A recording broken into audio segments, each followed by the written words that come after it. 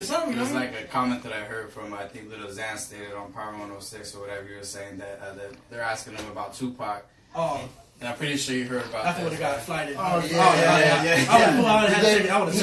He gave him like a 2 on some kind of scale that they were, like a clout scale or something. He said, yeah, fuck you. That's what music boring or some shit like that. Yeah, he said that it wasn't up to par with the way he was growing up or some shit like that. But it was a bullshit comment that actually created a lot of heat for him as well. Oh, I love Pac, dude. I got one of his songs actually tatted on my head. Never had a friend like me. That's right. So I would have to take off on yeah, you know what I mean? Because Tupac was poetic, man, and it was more of that deep life that was actually living, like we were talking about it. But it was more than the culture, you know, that was actually living that a lot of cats aren't even portraying now. Like nowadays, with rap, it's just a feeling.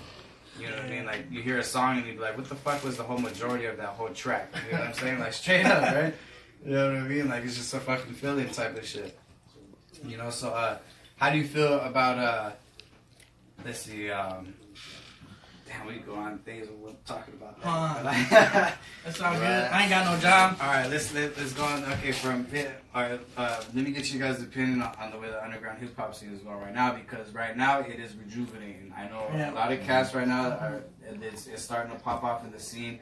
And another thing that has came back too, revenue wise, is CDs and vinyls. Those are selling more now than digital. Right. Yeah. My homie told me that the CDs, but all the old school shit. Oh, the vinyls, records, yeah, my bad. Yeah, records, those are like going, dog. Yeah, they're back up now. So you guys make sure you go cop the CDs and vinyls. They're back in play. I mean, right now it's like it's the retro era. You know what I mean? Everything's coming back from what we used to be. You know what I'm saying? Like all the TV shows now starting with Roseanne and fucking Full House and stuff. Because that shit was good. Yeah, and that's what it was good. Because I mean, you could sit there and say too, like go off of music real quick. You know, like movies were a lot better back in the '90s. You know what I'm saying? Especially with horror films. You know what I mean? Like where they weren't just labeled PG-13, where you can actually go and fucking get a good scare and walk off like that was a fucking great movie. Right. Now when you go see some fucking scary movie, you're like, it was whatever. Yeah, you know what I'm saying? It's always some ghost shit. That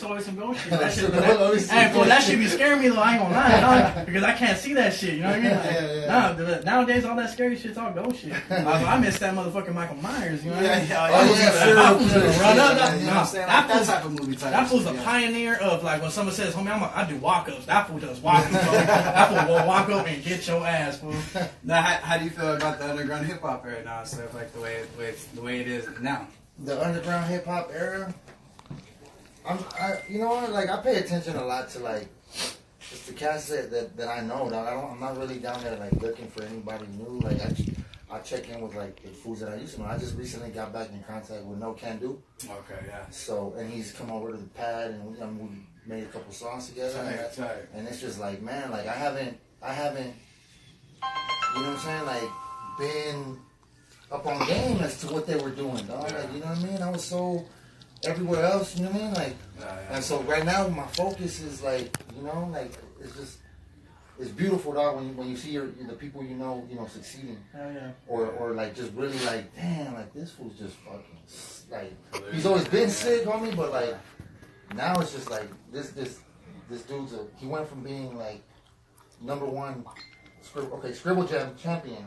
Scribble Jam. Give me a little more explanation on that. That's a new one to me. I don't think I heard. Scribble Jam is like what we're saying, like pretty much like a fill-in type of song, type of shit. Or no, that's like it's a battle. Oh, it's okay. Like a battling, no, it's a battling event. Okay, gotcha. Right? I think it's some shit.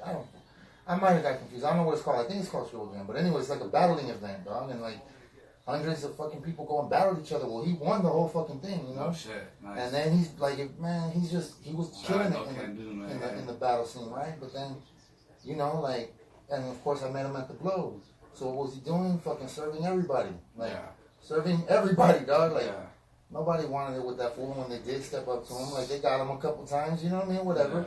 But that fool never quit. He never gave up, and, you know. That's tight. But like I hear him now, and I hear his music, and it's just like, damn, this was a complete fucking like artist. Yeah. Like his songwriting technique is on point. His song, like his what's that shit? The way they put it, he puts it together. The structure, structure, fucking on point, bro. Like right, his the beats that he chooses is on point. Like, if you guys don't know about No Can Do, look up No Can Do, bro. Like that, he's real dope. So I pay attention to underground, but the underground that I know. Yeah. You know, I'm not the underground that we lived off. That we lived, you know what I mean? Or, you know, people.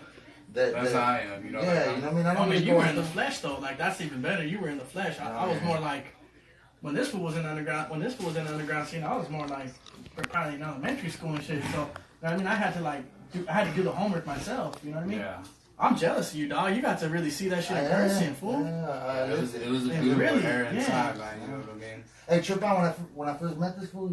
Like he knew who I was. Though, yeah. He's like, hey, I used to bump your shit in school. I'm like, what the fuck? That's tight. Just me and him, and I'm like, oh, that's cool. So, as soon as I heard that, like, not that like, okay, he knows who I am. He listens to my music. I'm gonna fuck with him. Right. It's like, okay, well, I know what it was local. I know where your head's at. Right. Because I know what I was rapping, and I know my style and what I was representing when I was with the Crooks, or what the Crooks represented. Yeah. Being that he was listening to that, I knew where his head was at as far as musically.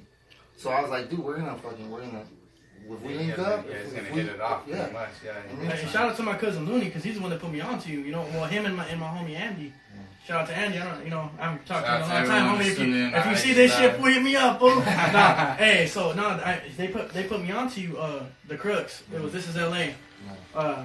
And when I heard it, I think we might have heard it at the same time, but I feel like that fool, my cousin might have shown me, but when I heard it, I was like, damn, they're from like around here. And like at that time, I was only like probably barely like 17, like getting serious. Like I'm talking my okay, all these motherfuckers that hit me up on my DMs, how much you want to rap? Listen to this shit right now, because I'm tired of fucking all that shit. You boys are gonna know the struggle right now. Okay, so we saved up money, right, for like a minute, and we fucking in my house. I put the what do you call it? The mic and all that shit, the studio in the closet. But I remember that shit wouldn't fit, and then it goes to your story. Okay. So I had to break off the thing that holds all the clothes, the little took it out, bam, and then we set it all up, but we didn't know what the fuck we were doing. Like, our shit was mixed horribly. Like, we didn't know we had Rocket 5s, didn't know what we had in that. Ooh. Like, we had a Personas thing, we had it all, but we didn't really know how to use it because we were so new to everything. Like, But I remember we'd be rapping that shit, and we had dreams of doing what they did.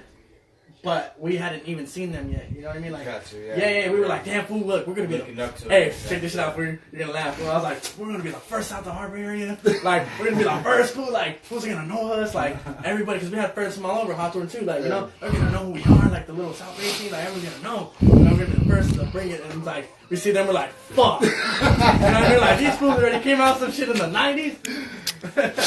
But I remember we were rapping, but we wanted to use that beat. But we couldn't find the instrumental for it. This is LA? Yep. My brother has it. Well, because remix that shit. No, fool, you can't. I remember you were the first one, and I remember I was like, that was hard. And then I tripped out when I met him because my homie Andy knew Cattell. Mm-hmm. So then he was the one like from the G and shit. So we were like, oh, okay, cool. But I had never met that fool. But at that time, Red Cloud just won that shit. That's why I thought you were talking about that. He had just won whatever he won. And so he was popping, I remember, and we were like, that Power 106. Yeah, cool. So we were like really like, we're youngsters, we can do this because they were youngsters. Yeah. You know what I mean? Like, we were tripping and shit. So in a weird way, someone who at that time, for real, who gave me like a sense of mind, like, we can do this, fool. Like, even if we feel like we're wasting our time writing on a bed, writing on whatever. Like, we're just like doing it like, fuck, this shit ain't gonna go nowhere. Yeah. 'Cause I know all you fools hit me up and make these little songs, even if they're not mixed and mastered right, like just keep at it, fool. Network. You gotta find the person that does know how to mix and master right. And it's not that hard. You know what I mean? Because if your shit is dope enough, and if it's not dope enough, work harder, because it will be dope enough. But you gotta find the producer that's like, ooh. Especially nowadays too, man. Nowadays everything's at your fingertips. I mean, I talked about this a lot with numerous artists that come on. Everything's at your fingertips nowadays. There's no excuse now. Yeah. You know what I'm saying? And networking is always the key, especially with social media, man.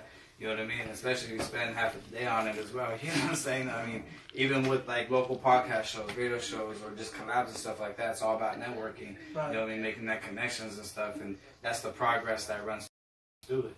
You know what I mean? So you're very true on that, man. You know what because I mean, they're like, oh, like, some of the people who bought my music, I love them all. Yeah. But shout out to all the fans. Yeah, man, shout out to all the fans.